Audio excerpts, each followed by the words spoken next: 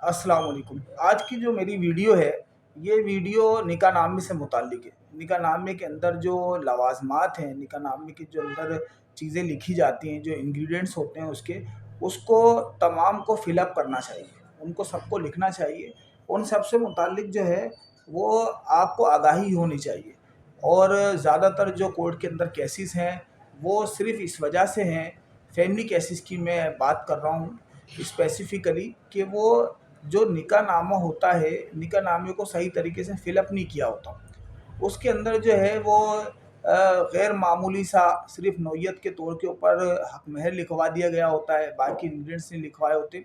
मैं एक बात जो आपको गोशगवार करूँ, जो बहुत ही अहम है कानूनी नुक्ता निगाह से, कि कानून के अंदर निकाह नामा जो है वो कोई मज़हबी डॉक्यूमेंट नहीं है, बल्कि ये एक मुआहदा है, ये एक सोशल एग्रीमेंट है, सिविल एग्रीमेंट है बिटवीन द पार्टीज़, जिसके ऊपर बाइंडिंग होती है। और हमेशा एक बात याद रखिएगा कि जो चीज़ लिखी हुई होती है उसकी अहमियत होती है। जो ज़बानी बातें होती हैं उनकी वो अहमियत नहीं होती। ज़बानी बात हमारी उनसे ये हुई थी, वो अक्सर केसेस के अंदर लोग मेरे पास आते हैं कि हमारी तो बात ये हुई थी कि ये जो है वो अपने साथ दुबई लेकर जाएगा, लेकिन लेकर जाने को तैयार नहीं है। तो ये जो मामलात हैं, ये मामलात आपको निकाहनामे के अंदर लिखने चाहिए। अच्छा, मैं आपको कॉलम वाइज़ जो है इस वीडियो के अंदर सब चीज़ें बता देता हूँ। जो अहम उसके जो मामलात हैं, जो अहम बातें हैं, देखें कुछ इंग्रीडिएंट्स हैं ऐसे जो आप उसको फ़ोकस नहीं करते, लेकिन वो बहुत अहम हैं। जैसे कि इसके अंदर कॉलम नंबर 13 होता है। कॉलम नंबर 13 के अंदर तलाक़ तफ़वीज़ होता है, यानी कि औरत को ये हक़ दिया जा सकता है कि वो अपने आप को ख़ुद तलाक दे देगी। अगर निकाह नामे के टाइम पर तलाक़ तफ़वीज़ ले ली जाए और उसके ऊपर सिग्नेचर हो, ऐसा हो कि भई अगर कल को किसी किस्म का कोई डिस्प्यूट पैदा होता है, तो हमें इस आदमी की ज़रूरत नहीं है, हमें खुला का केस फ़ाइल करने की ज़रूरत नहीं पेश आएगी। हम जो है वो अपने आप को औरत तलाक दे के अपना मसला ख़त्म कर ले। नहीं रहना चाहती तो नहीं रहना चाहती, उसकी मर्ज़ी है, ये सोशल कॉन्ट्रैक्ट है। इसके अलावा और इसके अंदर जो अहम है वो कॉलम नंबर 16 है। कॉलम नंबर 16 के अंदर हक़ महर होता है। अच्छा, हक़ महर 2 किस्म का है, एक तो मुअज्जल है, गैर मुअज्जल है, यानी या तो जो फ़ौरन अदा कर दिया गया या फिर जो बाद में अदा किया जाएगा।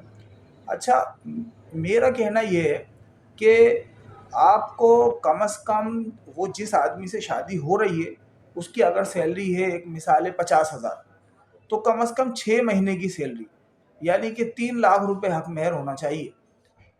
ताकि अगर मुस्तक़बिल के अंदर कोई हालात पैदा होते हैं, कोई मामलात पैदा होते हैं, तो बोले मेरा भी कुछ लगा हुआ है भाई। सिर्फ़ ये नहीं है कि शादी करो और उससे जो है वो सारा सामान ले लो और अपना काम पूरा करो और जब दिल करे छोड़ दो, ऐसा नहीं है। आप जो है वो उससे कुछ हक़ महर लिखवाएँ और हक़ महर जो है वो दोनों किस्म का लिखवाया जाए। वो वाला हक़ महर भी कि जो फ़ौरन दिया गया, अभी जितने पैसे उसके पास मौजूद है, भाई 1 लाख रुपए मौजूद हैं, ये आप ले लो, 2 लाख रुपए जो है आप मुझे कुछ टाइम के अंदर दोगे। और ज़रूरी नहीं है कि आपको हक़ महर लेने के लिए उससे तलाक लेनी पड़े, नहीं। ये जो बाद वाला भी हक़ महर है, इसके लिए आप कोर्ट से भी रुजू कर सकते हैं और दूसरे भी मतलब तरीके अख्तियार कर सकते हैं, उससे डिमांड कर सकते हैं, मेरे पैसे दो मुझे, वो आपका हक़ है, वो पैसे आप उससे माँग सकते हैं। अच्छा, वो पैसे कम से कम इतने लिखवाओ आप, जो मैं आपको बता रहा हूँ। इसके अलावा हक़ महर के अलावा जो एक और खाना अहम है, वो है कॉलम नंबर 17। पाकिस्तान के अंदर कॉलम नंबर 17 जो है निकाह नामे का, उसके अंदर शराइत लिखी होती है। अच्छा, एक मिसाल है कि लड़का जो है वो दुबई में रहता है, आप उससे जो है वो ये शराइत लिखवा सकते हैं कि भई अपने साथ रखोगे आप। दुबई में रहोगे तो इसको दुबई ले जाना, पाकिस्तान में रहोगे तो पाकिस्तान में रखना, लेकिन उस शर्त को उसके अंदर मेंशन कर दिया जाए। अच्छा, बच्ची है वो हमारी मेडिकल कॉलेज में पढ़ती है, उसकी हम शादी कर रहे हैं, उसका 3rd ईयर चल रहा है। अभी आप जो है वो उसके अंदर इस बात को लिखवा दें कि ये बच्ची अपनी तालीम पूरी करेगी। आप इसके ऊपर किसी किस्म की रोक-टोक नहीं करोगे। ये नहीं है कि शादी के बाद बोलो ये तो यार अगर डॉक्टर बन गई तो ये तो मुझसे आगे निकल जाएगी और ऐसा हो जाएगा और ये मेरी बात नहीं मानेगी, मैं इसकी तालीम को डिस्टर्ब करता हूँ किसी तरीके से, ये नहीं हो पाएगा। आप उनको शराइत के अंदर लिखवा दो। اسی طریقے سے اگر آپ یہ سوچتے ہیں کہ بھائی بہن جو ہے ہماری اور بیٹی جو ہے میری وہ ایک اسکول ٹیچر ہے، وہ ایک جو ہے ہاسپٹل کے اندر ڈاکٹر ہے، وہ جو ہے وہ کورٹ کے اندر وکالت کرتی ہے، کچھ بھی کام کرتی ہے وہ، تو بھائی یہ تو جاب کرے گی، اس کی گورنمنٹ کی جاب ہے، جو بھی معاملات ہیں یہ جاب کرے گی، یہ بزنس کرتی ہے، یہ بزنس کرے گی اپنا، تو آپ وہ شرائط جو ہے وہ نکاح نامے کے اس کالم کے اندر لکھوا سکتے ہیں۔ اس کالم کے اندر وہ شرائط آپ لکھوائیں، کالم 17 یاد رکھیے گا، اس کو پڑھے بغیر کبھی نکاح نامہ سائن نہ کریں۔ جو اپنے بچوں کی شادیاں کرنا چاہ رہے ہیں تو ان کی شادیوں کے اندر اس بات کو لکھیں، یہ سارے کالم جو ہے وہ فل اپ کروائیں۔ اس کے علاوہ آپ جو ہے وہ علیحدہ رہائش کا معاملہ، بھائی میں ایچ آر مینیجر ہوں اور لڑکی جو ہے وہ ایڈمن مینیجر ہے، ہم نے یہ فیصلہ کیا ہے کہ ہم الگ رہیں گے، آپ کی اتنی بڑی فیملی ہے، 48 لوگ ہیں آپ کی فیملی کے اندر، 240 گز کا گھر ہے آپ کا چھوٹا سا، ہماری جو آپ کے ساتھ بات ہوئی ہے علیحدہ رہنے کی، آپ سیپریشن اکوموڈیشن سیپریٹ جو ہے وہ رہائش مجھے دو گے، وہ آپ اس کے اندر لکھوا دو، شرائط کے اندر یہ لکھوانا ضروری ہے۔ اس کے علاوہ ایک اہم جو اس کے اندر خانہ ہے وہ خانہ نمبر 18 ہے، جس کے اندر جہیز کا سامان لکھا ہوتا ہے۔ اگر اس کے اندر جہیز کا سامان لکھا ہوا ہو تو ڈسپیوٹ کریٹ ہی نہیں ہوگا۔ ڈسپیوٹ کریٹ ہو، یہ دیکھو یہ ہمارا جو ہے وہ نکاح نامہ ہے، اس کے اندر لکھا ہوا ہے، ساری چیزیں لکھی ہوئی ہیں، یہ سامان ہم نے دیا ہے، یہ سامان آپ ہمارا ہمیں واپس کرو۔ اور اگر کسی وجہ سے کورٹ جانا بھی پڑ گیا تو کورٹ کے اندر آپ کو پروف کرنے میں پریشانی نہیں ہوگی کہ ان کی رسیدیں لے کر آؤ، یہ کرو وہ کرو، بھائی اس کے اندر لکھا ہوا ہے۔ یہ جو کورٹ کے اندر مسائل ہیں، ان مسائل سے بچنے کے لیے ان کے اوپر عمل کرا جائے۔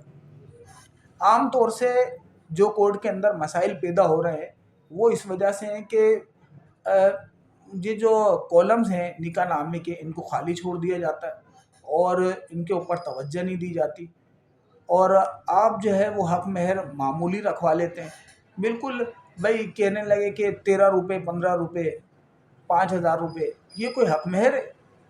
یہاں لیبر کی تنخواہ جو ہے وہ 40,000 روپے فکس ہو چکی ہے، 2026 چل رہا ہے یہ، اور آپ جو ہے وہ 5,000 روپے حق مہر رکھوا رہے ہو، یہ حق مہر مناسب نہیں ہے۔ حق مہر بھی مناسب رکھا جائے، اور یہ جو طلاق کا جو حق ہے یہ تفویض کرا جائے اس کو۔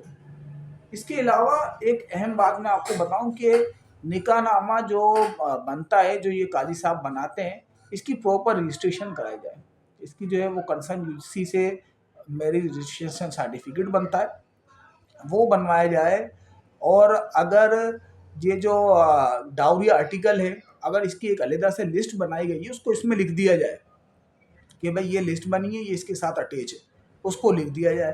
اور یہ جو اس کے اندر آپ نے خرچہ لکھا ہے کہ بھائی ماہانہ خرچہ مجھے اتنا دے گا، یہ بات ایسے ہے، پٹاری خرچہ جو بھی ہے، مینٹیننس، ناراضگی کی صورت میں یا ناراضگی کی صورت کے علاوہ خرچہ بچی کا اتنا دینا ہے اس نے، اس خرچے کو آپ جو ہے وہ اس کے اندر اگر یہ لکھ دیں کہ ناراضگی کی صورت میں جو ہے وہ اپنا بینک ٹرانسفر ہوگا، بینک کے ذریعے ٹرانسفر کرے گا، چیک کے ذریعے پے کرے گا، یا جو حق مہر اس نے آپ کو دیا ہے اس حق مہر کے علاوہ جو بقایا رہ گیا ہے، یعنی کہ میں نے آپ کو بتایا نا کہ حق مہر کی 2 اقسام ہیں، کچھ اسی وقت دے دیا جاتا ہے، کچھ بعد میں دیا جا رہا ہے۔ عام لوگوں کے لیے عام فہم الفاظ کے اندر پرومپٹ ڈاور کا جو معاملہ ہے وہ میں بتا رہا ہوں آپ کو، جو حق مہر رہ گیا ہے اس کے بارے میں بھی یہ لکھ دیں آپ کہ یہ بقایا جو حق مہر ہے یہ چیک کے ذریعے سے یا پے آرڈر کے ذریعے سے پے کرے گا، تو یہ بعد میں ڈسپیوٹ باقی نہیں رہے گا کہ میں نے تو دے دیا تھا، یہ معاملہ باقی نہیں رہے گا۔ اگر میرا یہ دعویٰ ہے کہ یہ میری ویڈیو جو ہے اس کے اوپر آپ عمل کریں، اس کو اس طریقے سے نکاح نامے کے معاملات کو طے کریں تو تقریباً 90% آپ جو ہے وہ فیملی ڈسپیوٹ سے بچ سکتے ہیں، اور تقریباً یہ وقت کا ضیاع ہے، یہ صرف اور صرف نکاح نامے کو نہ سمجھنا، شرائط کا نہ لکھوانا، جس کی وجہ سے ڈسپیوٹ کریٹ ہوتا ہے، ادروائز ایسی کوئی وجہ نہیں ہے کہ فیملی ڈسپیوٹ کے جو کیسز ہیں وہ ابھی ریسنٹلی جو ہمارا 2025 گزرا ہے وہ ایک ڈسٹرکٹ کے اندر 5-5 ہزار تک پہنچ گئے، یہ نہیں پہنچیں گے۔ تھینک یو سو مچ، فی امان اللہ، اللہ اپنے امان میں رکھے۔ خوش رہیں، قانون کی آگاہی رکھیں اور اس پر عمل کریں. مہربانی. Thank you so much.